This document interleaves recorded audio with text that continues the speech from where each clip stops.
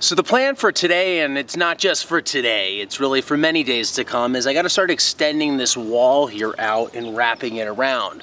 What this wall is gonna do, it's gonna come here, this is a corner point, it's gonna come back into here, or all the way back into here, which is the edge of a bed versus a pathway, and then I'll start extending it out this way. So the first thing I gotta do is come in and start mucking out all this soil in here to get a cut that I can start making my rock wall on. One other issue of why this isn't gonna be today is because I don't have all the rocks I need right now. So I'm gonna have to go back across the street from where I harvested rocks previously and pull some there. And last time I actually had some poison ivy when I was in there, so I gotta wrap myself up really good and then really wash it off when I'm done, because I don't wanna get poison ivy again. It's taken like a month to get it off my arm here.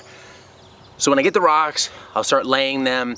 The plan for a lot of these rock walls is I kind of have to set them, I've noticed multiple times. Like I'll put it in place, I'll come back probably in the fall or next spring and reset it, because the soil I'm backfilling it in with settles and compacts over time, and I'm not using any, these are dry stack, there's no cement in these walls, so they tend to slough back.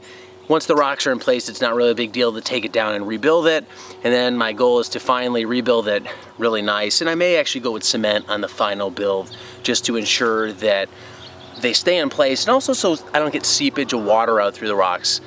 I don't know. I'm reading this book by Will Bonzel. He talks about having rock walls and how to build them really well. I'm kind of just winging it here, so I may go with his style of building, kind of feeling my way out on this, but this has just been trial by fire. So next step is really to muck out all this area, get myself a cut, so then I can bring the rocks in and have the shape. I'm getting ready to muck this out now, and one thing I've learned from experience is to lay it out ahead of time. So I actually have a stake in down there to know where I'm cutting to, because what I don't want to do is leave myself too narrow of a pathway that I can barely fit the wheelbarrow through or can't fit the wheelbarrow through. I've done that in the past and it just hasn't worked. So I'm gonna make sure I make this wide enough to get it done, and maybe she'll help me.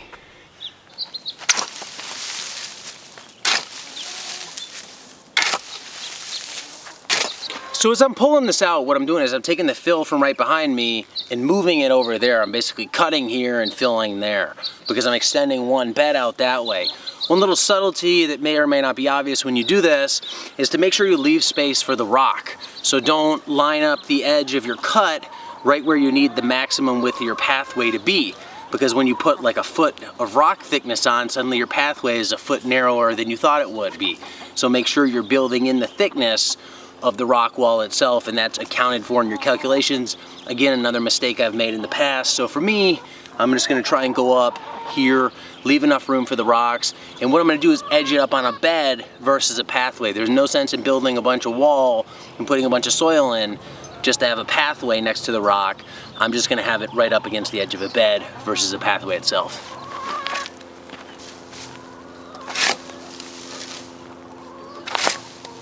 One other thing is this area right behind me is where I've been dumping a lot of the coarse material that I've raked out of the permanent beds. And that's not really a problem, because what I end up doing is raking that coarse material in to backfill behind the wall itself, so it'll end up being buried away from the surface. And I'm gonna top dress all this with compost anyway, just to finish it off. This is one area I really wanted to show before I removed it. This is the fill that I brought in here a few years ago. This is like pure clay for the most part. I got it and I kind of wish I didn't. It was heavy to move. There's no mineralization or no nutrient content in it. Organic matter, I guess is what I'm trying to say. Pretty much dead and inert. The only thing this brought in that I am pissed that it brought in was Bahia grass. I have this rhizobial grass now that's pretty invasive. It's hard to kill. It's drought tolerant. It seems to come back. Flame weeding it doesn't help. But this gray here, this, I don't know if you can see that. That dark gray, or light gray soil, not dark. The light gray soil, this is what I'm starting with in a lot of areas. And you'll see over the course of many of these videos how much this changes by adding compost and getting biological activity happening on it. It goes from light gray to very dark soil. But this is kind of the baseline here.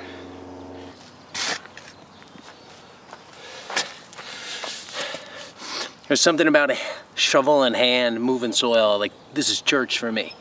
It reminds me of days working back at a mine where I would have to clean out under conveyor belt endpoints. So I've had a lot of shoveling experience in my life. This corner is now cleaned out. And really this is all I'm focusing on today. But the critical measurement here, the critical point to get right is really this corner back here, because this corner affects what's happening out there. I don't want some wonky curvy line. I don't want an angled line. I want a straight line. So I need to space this corner to the end point of where I want it out there, and I have a stake out there. I'm not gonna deal with that section today because I don't have enough rocks to get there. So right now I'm focusing on this. The key for putting that back corner where it is and spacing it out that way appropriately, as I said before, is to fit your wheelbarrow on. Your widest wheelbarrow or your widest piece of equipment that you need to get through. Don't just try one piece, think about what's the widest thing I'm ever gonna have to get through here and make sure it's gonna fit through your opening and give yourself some wiggle room. So that's what I did. One other note is at the end of this bed, I started digging up some old wood that I had buried in here. At one point in time, I was big into hugel culture, and this is kind of what wood looks like when it's been buried for 3 or 4 years. You know, that I think was a log at some point. So pretty crumbly, but for the most part, wood in desert drylands like we have here lasts a long time. We just don't get enough water to have this really rot and break down, but this has really broken down at this point, and it's really wet, so it's holding a bunch of water. So some points about hugel culture, I totally get, they're totally valid. Again, comes down to context. So next step now will just be getting the rocks I have and start lining this wall out. When it comes to dry stacking walls for me, there's really no precise technique I go with, except for biggest rocks on bottom. I try and put big ones in the corners to hold those in place. And if I have little rocks, I try and put them behind the bigger rocks on the face. So the face with the bigger rocks, and then the little rocks behind it. And I try and make sure that all the face rocks, like you see here, or like you will see here, that they all balance. I'm not shimming them to get them to balance. I try and turn rocks or substitute rocks so the wall itself is pretty sturdy on its own, and I'm not shimming it with little pieces of rock. And then I also try and angle back into the face a little bit, not a lot. But if you look at all the walls, they're sloped gently back into each face just to help, you know, let gravity do a lot of the work to keep the rocks in place. Where I will use smaller rocks down below is actually in like little cracks between the bottom layer of rocks, just to keep the soil behind it. It's not really to hold the rocks in place or to balance them. It's just to keep the stuff from behind the wall from flowing through the cracks. So it's always handy to keep a bunch of little rocks, you know, this size around. One other trick is always put them in from the back side of the wall so they kind of wedge themselves in. If you put them in from the front, a bunch of water and weight from that soil pressure can just pop them out.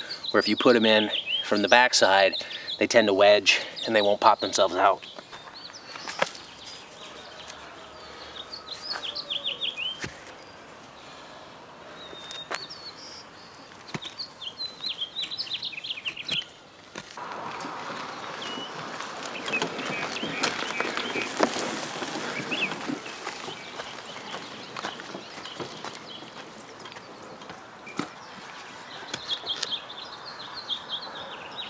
Here we go, final touches, and this is where beast mode comes into play.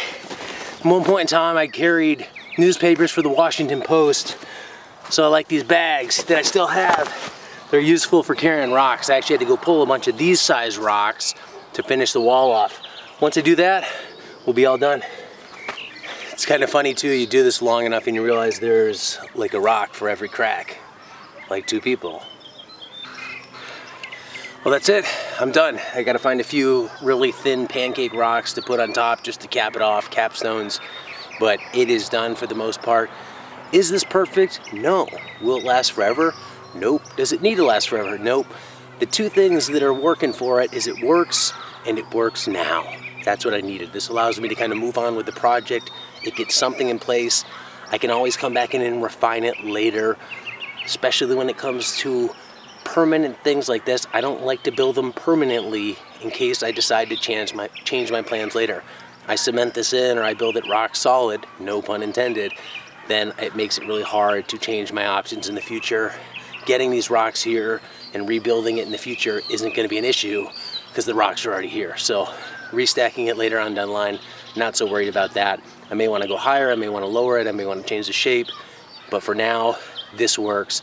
Thanks for watching this one. Until next time, be nice, be thankful, and do the work.